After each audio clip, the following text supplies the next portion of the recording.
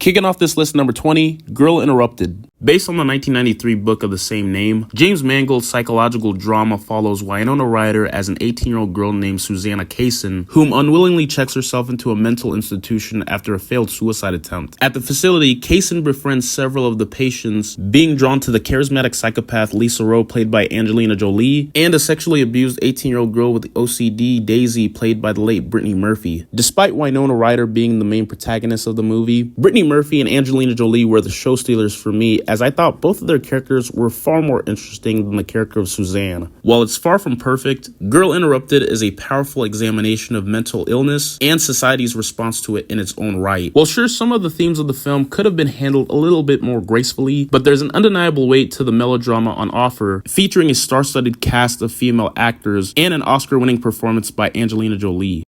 Number 19, The Basketball Diaries. The Basketball Diaries has to be one of Leonardo DiCaprio's most overlooked films in his filmography, which is a shame because I feel like this is one of the films that really showcases the brilliance of Leo as an actor in the early stages of his career. Portraying a young kid named Jim Carroll who aspires to be a basketball player with having such a bright future. Unfortunately, once Jim develops a bad appetite for the addiction of heroin, everything in his life goes on a downward spiral. I really admire how the movie is not afraid to show the ugly and heartbreaking effects of how heroin can not only affect a person's well-being, but also affect a person's life for the worst. Stooping to stealing, begging, and even condoning to sex work, Leo does such an amazing job of depicting of how drug abuse can change a person. And even though The Basketball Diaries eventually does have a great redemption arc for Jim Carroll, the subject matter was much more dark and very depressing. Even though The Basketball Diaries may be far from perfect, you could already feel that Leo was becoming a star just waiting for his moment to strike.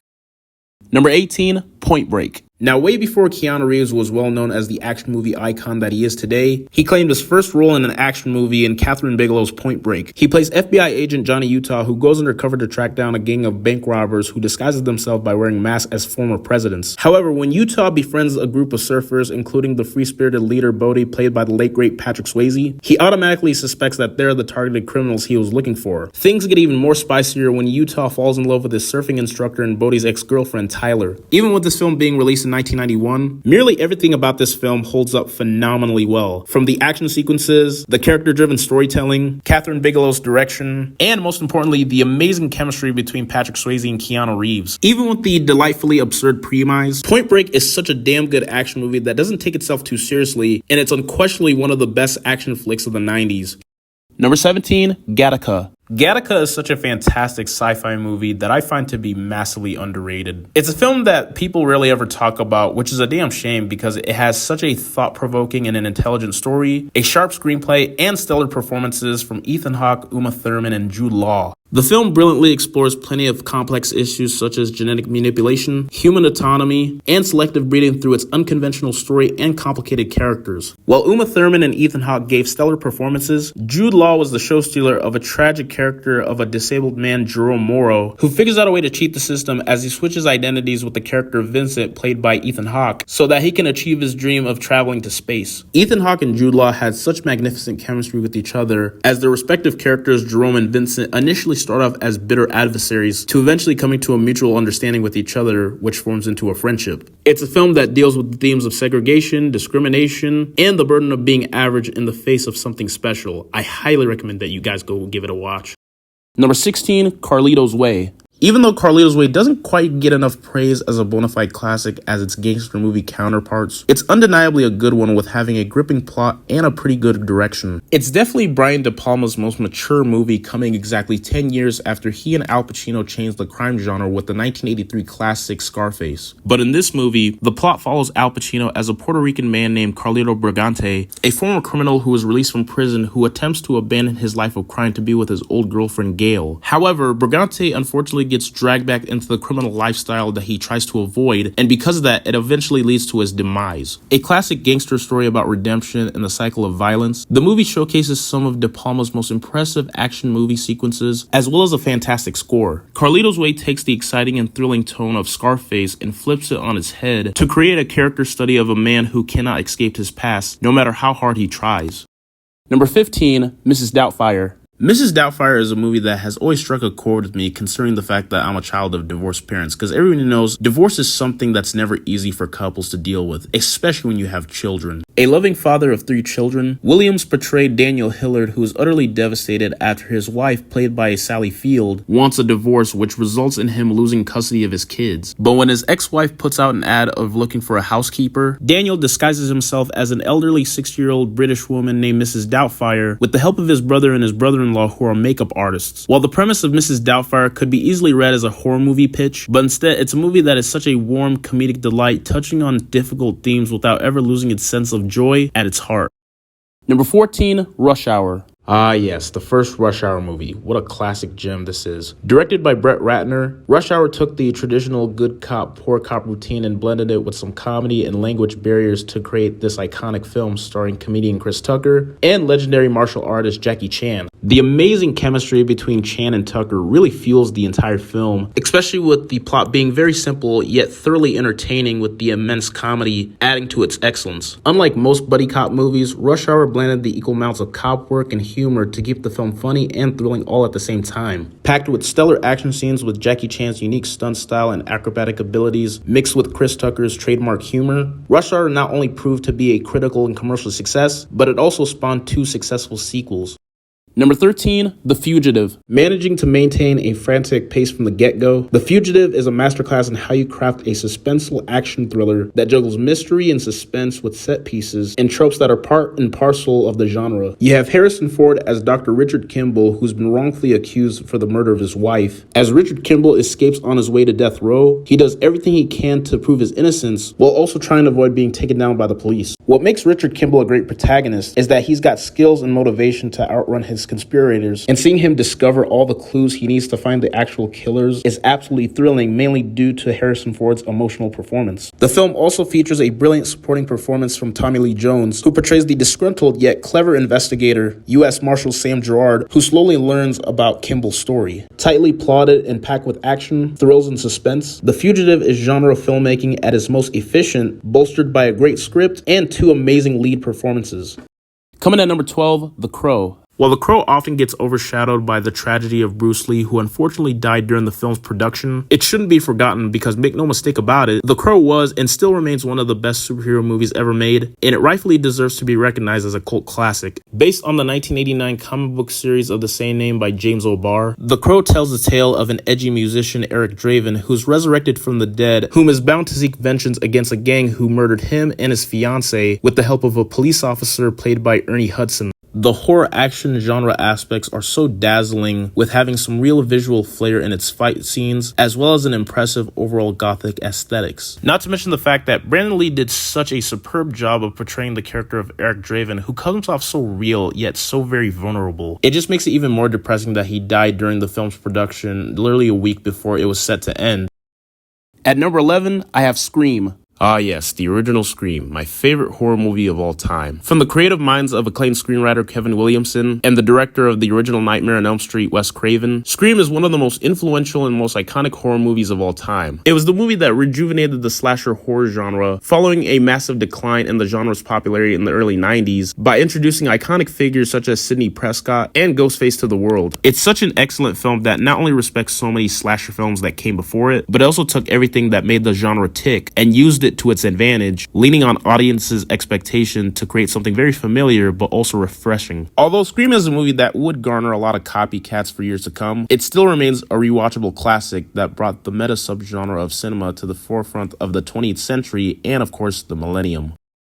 Coming at number 10, Toy Story 2. Out of all the movies of the Toy Story franchise, Toy Story 2 has always been my favorite. Following up one of the most beloved and most groundbreaking animated movies of all time was not going to be an easy challenge, but somehow, someway, Toy Story 2 made it look so effortless, from deepening the friendship between Woody and Buzz, whilst also introducing instant classic characters such as Jessie and Bullseye, as well as Stinky Pete voiced by Kelsey Grammer. I really adore how the movie wasn't afraid to go to more challenging emotional places, most notably when it came to looking at the heartbreaking backstory of Jessie, which was a real tearjerker. Toy Story 2 overall was such a magnificent follow-up to the first Toy Story, but also adds even more depth and fleshes out all the characters further, while also retaining everything the audiences loved about the original. It's undoubtedly one of the greatest movie sequels of all time.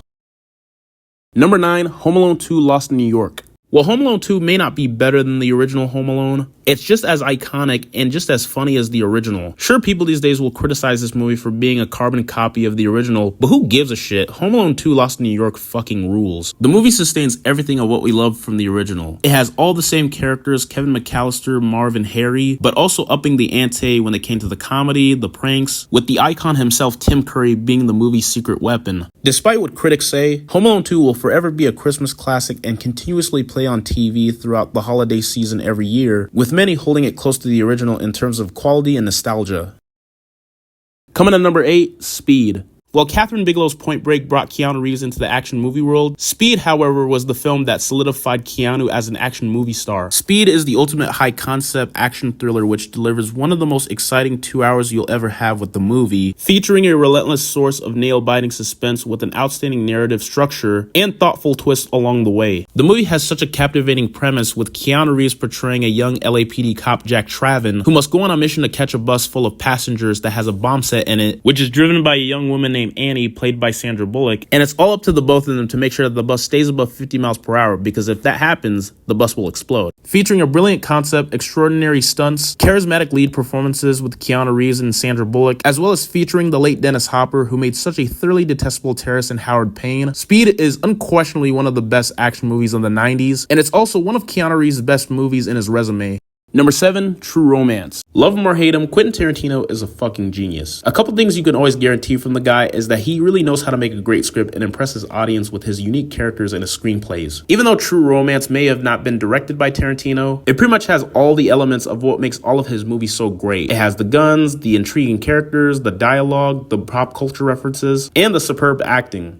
On top of that, the film is packed with such an incredible cast, including Christopher Walken, the late James Gandolfini, Gary Oldman, who gives one of his best performances, Samuel L. Jackson, Brad Pitt, and the late Dennis Hopper. However, this romantic, gritty crime thriller follows Christian Slater and Patricia Arquette as star-crossed lovers named Clarence and Alabama, whom have such remarkable chemistry with each other as one of the cutest couples in the history of cinema, as they get mixed up in some shady business and wind up in possession of a duffel bag full of cash. True Romance may have been a huge commercial box office flop, but with this film having such an intriguing Bonnie and Clyde-esque plot, along with a phenomenal score from the great Hans Zimmer, it eventually became an enduring cult classic among pop culture savvy viewers, and is now one of my all-time favorite romance flicks.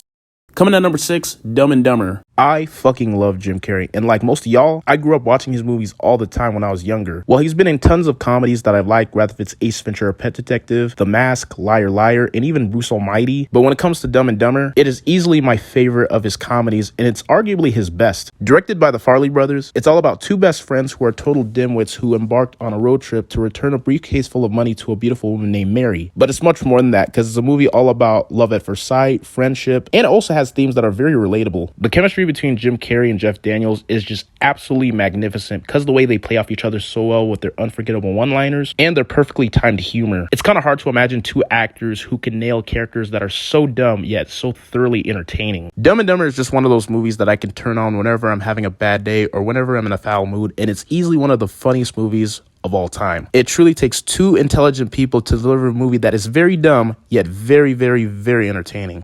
Number 5, The Green Mile. The Green Mile is a movie that never fails to make me shed a tear. The Green Mile's themes of morality, justice, and judgment infuse what could be seen outwardly as a silly concept with a maturity and realism that makes the movie one of Stephen King's most beloved cinematic adaptations. The late Michael Clark Duncan was just absolutely amazing as John Coffey, a giant man who was falsely accused of killing and raping two young girls. Despite his huge stature, John Coffey is presented as a character who is gentle, angelic, and almost childlike figure who possesses gifts of magical healing powers. It has such a charming way of tugging at the audience's heartstrings and showing people that you shouldn't always judge a person for what they look like, but who they are as a person, and how that particular person can have a positive effect on you. Despite what seems like a depressing subject matter, the almost unearthly goodness of John Coffey creates such a touching, mysterious, and uplifting tone that is made more resonant by the seeming injustice of the conclusion of The Green Mile.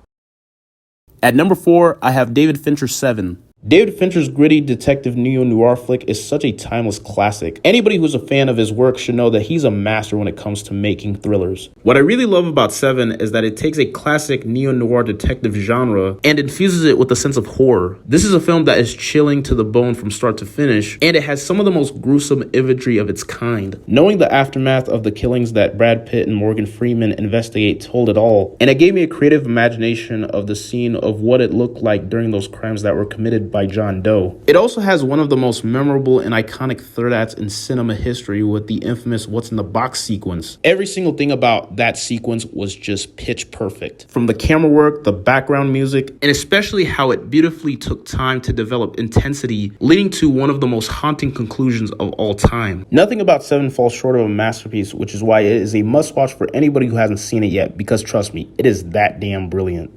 Coming in number 3, Home Alone.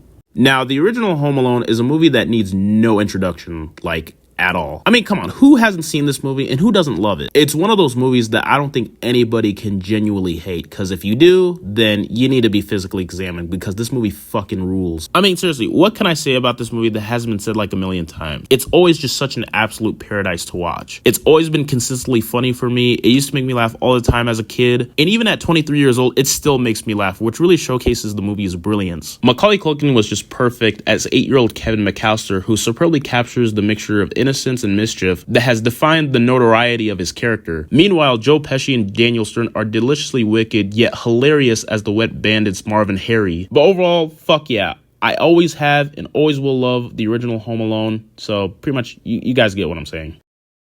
For my runner-up at number 2, The Lion King.